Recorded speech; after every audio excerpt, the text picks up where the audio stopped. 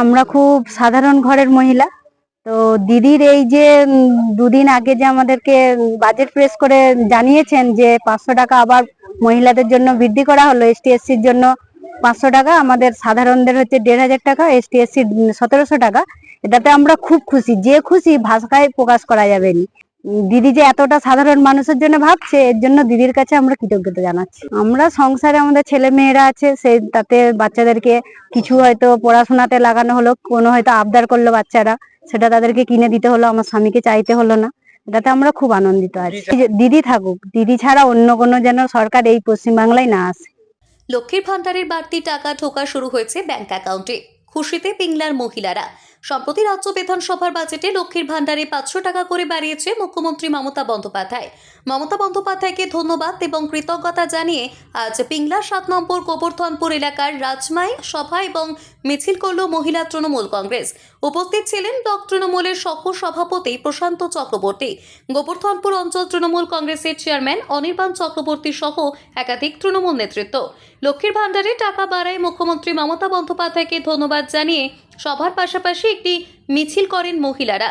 মুখ্যমন্ত্রীকে ধন্যবাদ জানাতে আগামী 18 ফেব্রুয়ারি পিংলা ব্লকে মমতা দিবস পালন করা হবে বলে জানায় ব্লক তৃণমূলের সহ সভাপতি প্রশান্ত চক্রবর্তী।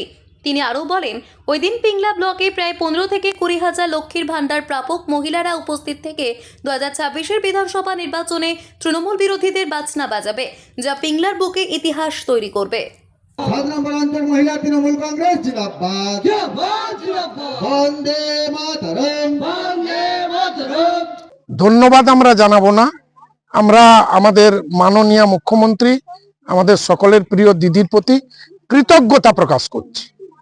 7 নম্বর অঞ্চলের মহিলা তৃণমূল কংগ্রেসের কর্মীরা আগামী 18 ফেব্রুয়ারি পিংলা ব্লকে মমতা দিবস পালন করবেন এবং মমতা ব্যানার্জির প্রতি কৃতজ্ঞতা প্রকাশের জন্য 20 থেকে 25 হাজার মহিলা পুরা পিংলা ব্লকের একত্রে জমায়েত হয়ে কৃতজ্ঞতা জানাবেন।